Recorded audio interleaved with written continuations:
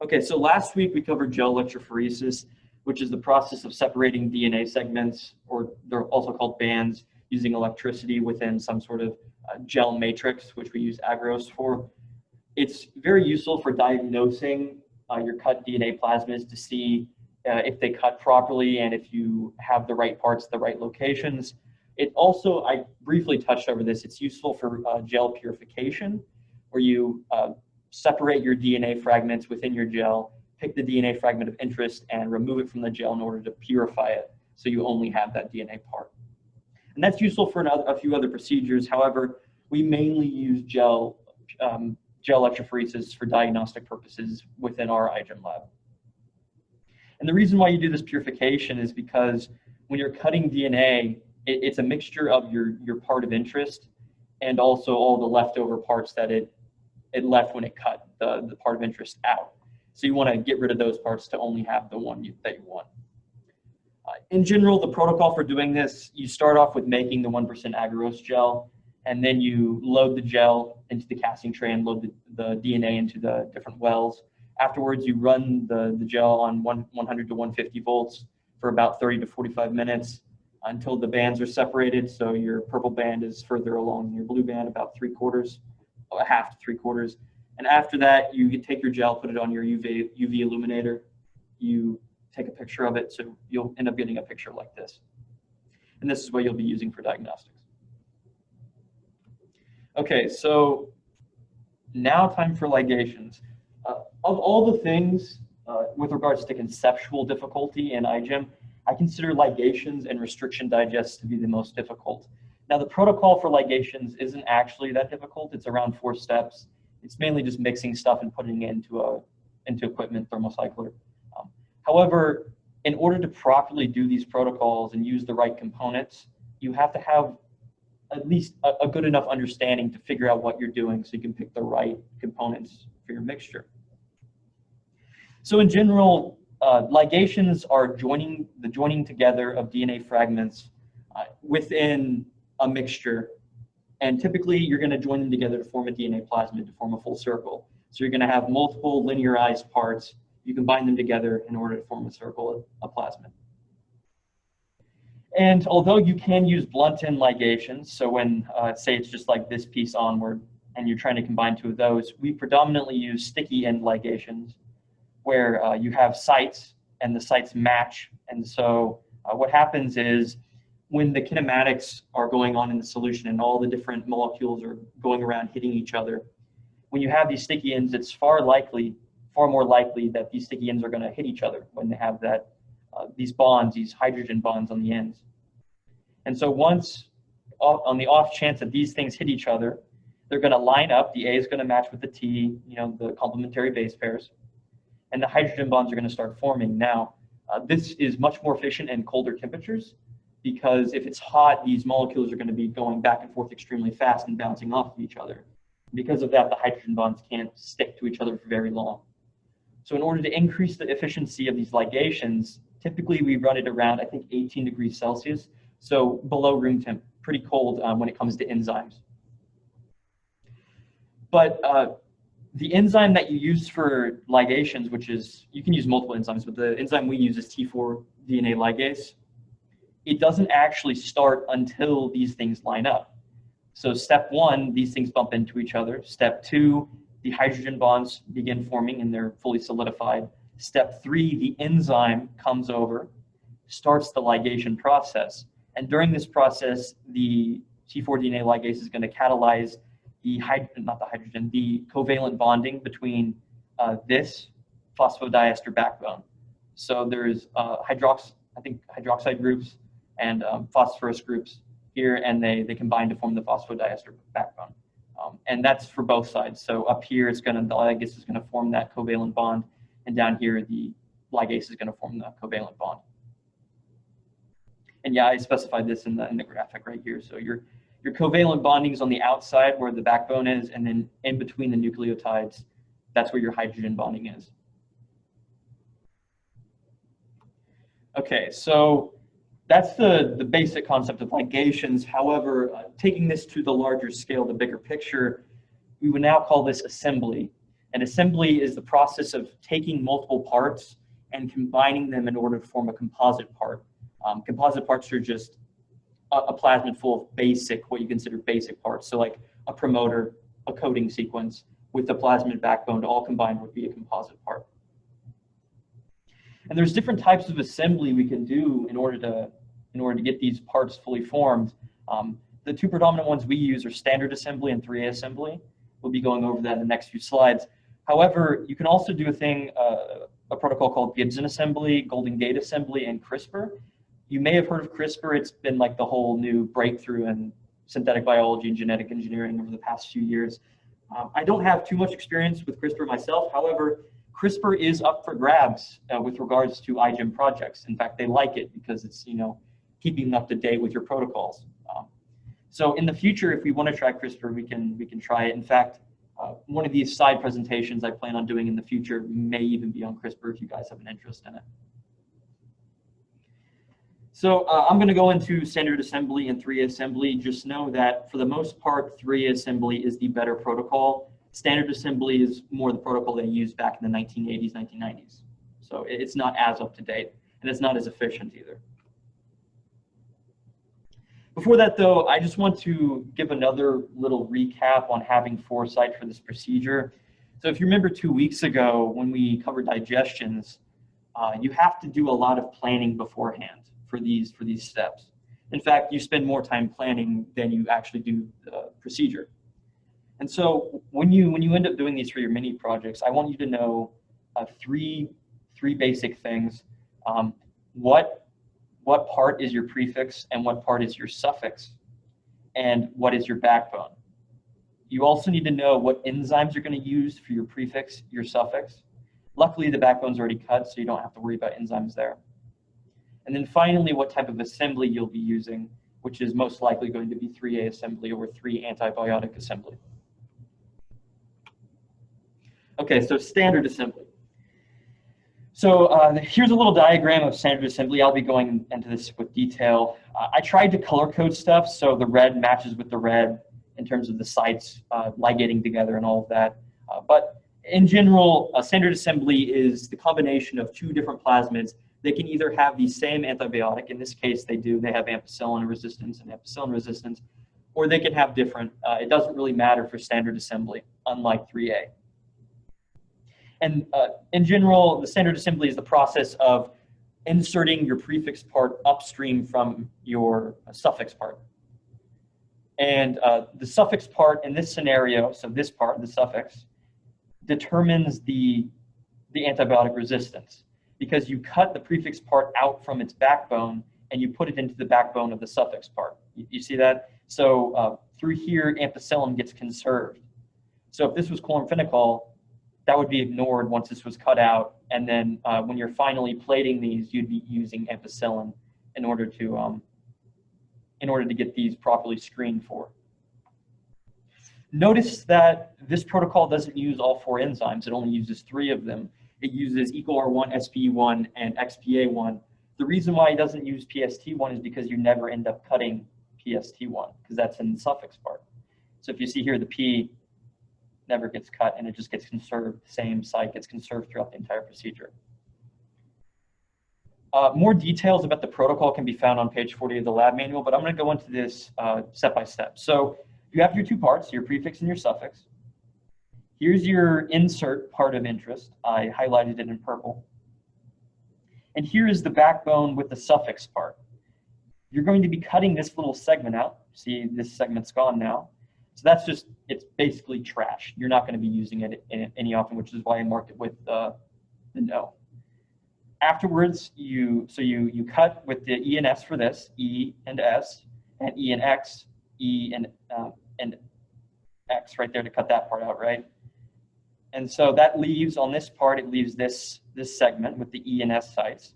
This is only half an EcoR1 site because you cut it with the sticky end. And this is only half an SPE1 site because you cut it with a sticky end. Likewise for this and this.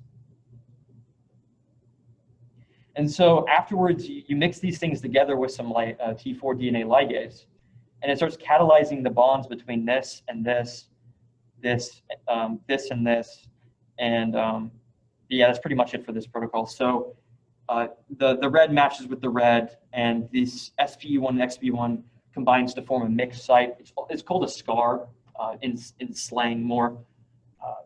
But once it becomes this scar, this S and X form together, you can't cut it again. So it's a one-way street. Unlike these E sites that were just half and half, and they combined to form a one site, they formed a duplicate. This one didn't form a duplicate. The nucleotides are not in the same sequence of a regular site, so you can't use it. Then there's 3A. So notice the big difference between 3A and 2A is in 3A you have 3 parts, and in 2A you have 2 parts. So 3A, you have 3 plasmids, and each one has a different antibiotic standing for 3A, 3 antibiotic assembly. And it's pretty similar in regards to standard assembly and what you're trying to do. You're trying to insert your prefix part in front of your suffix part and keep it in a backbone. But unlike the standard assembly, you can choose whatever backbone you want it to be in. It doesn't have to be in the same backbone as the suffix part. So here we're using a part with just a random antibiotic resistance. This is your prefix. Your suffix part with a different antibiotic resistance, and finally your plasmid backbone that you're going to be inserting these 2 parts into. And notice here that the final plasmid, so C, is the one that carries its antibiotic resistance throughout the entire procedure. These 2 A's and B's get lost in the second step. And this uses all 4 enzymes, unlike the other one. So this one uses ECO, SPE, XPA, PST1, because you're going to be cutting every single one of these. So your prefix, it's the same as this one. It gets cut with E and S. But your suffix, unlike this one where it gets cut with E and X, this one gets cut with X and P. And that's so that this part can combine with this part, and this part can combine with this part to form like a fully functional circle, right? So if you do the color matching here, the E goes into the insert side, matches with that E. The S matches with the X, just like the standard assembly. That forms that scar. And then the P combines with the P. Now, if you don't fully understand this, I realize I'm not the best explainer in the world. Study this diagram to get a firm grasp of what's happening here. I tried to include as much color coding as possible in regards to matching which sides go where. And I hope that helps you guys understand what's happening here. And I also included some asterisks here.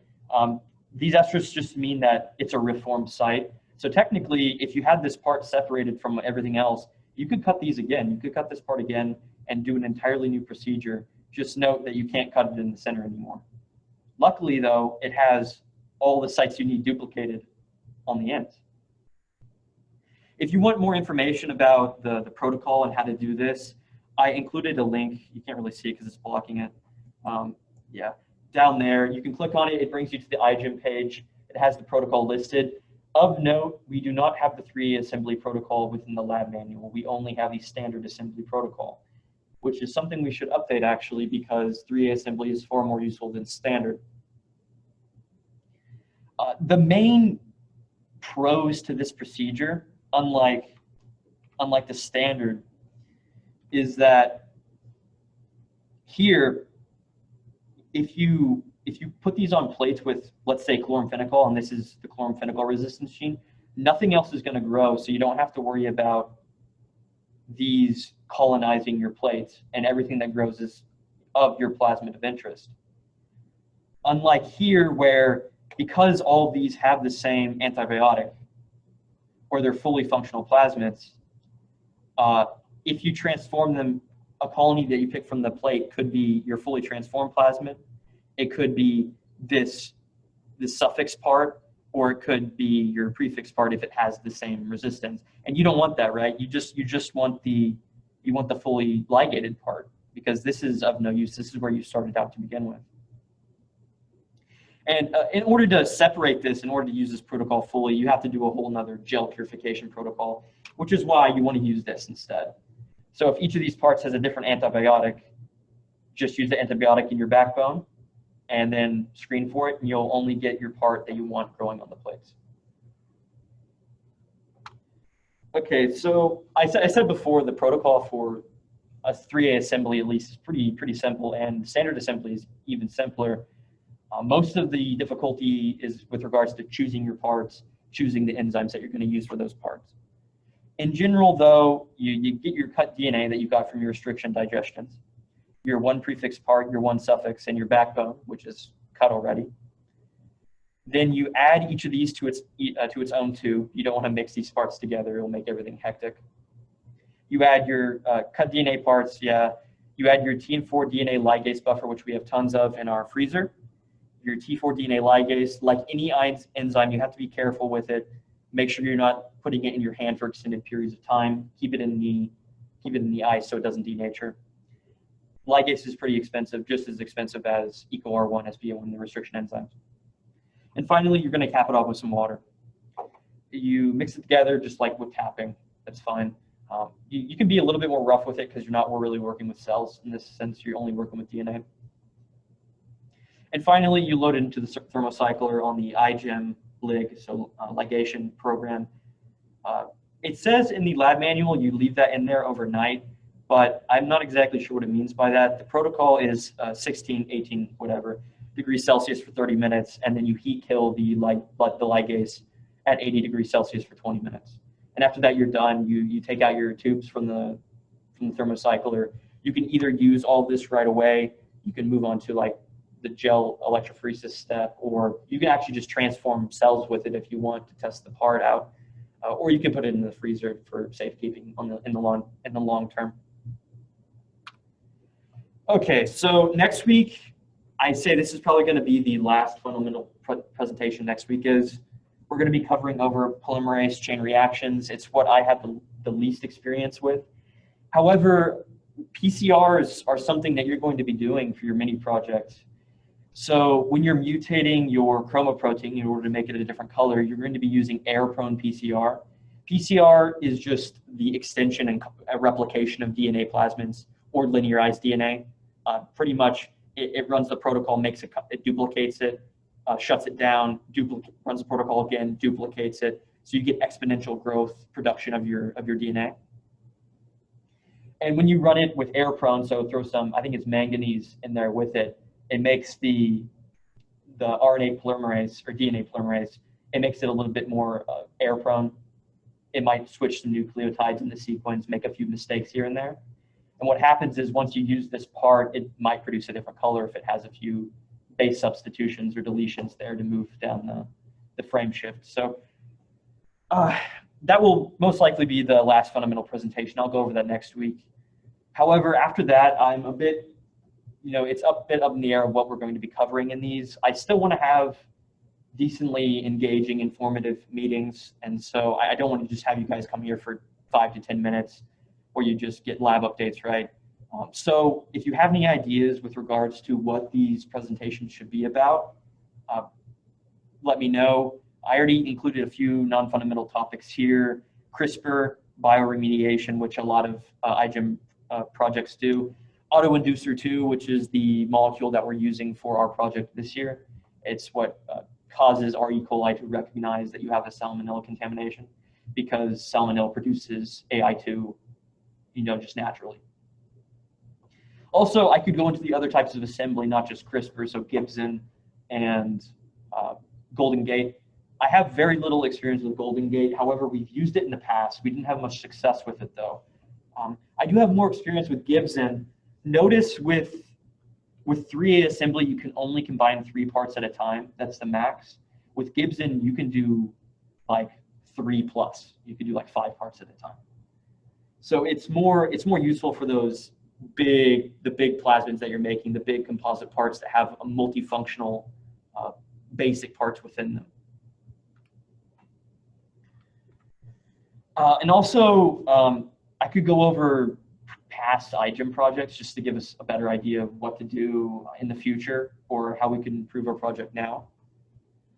And finally, modeling techniques, because modeling is something we've struggled with so much in the past, just with regards to getting people to do it. I would really like to do modeling this year. I think Elizabeth already has a model up and running, or at least the basics of a model up and running. Modeling is one of these silver categories for iGEM, it's how we get silver. So knowing how to do modeling and how to put it on our poster boards in order to present it to the audience is very important for our project.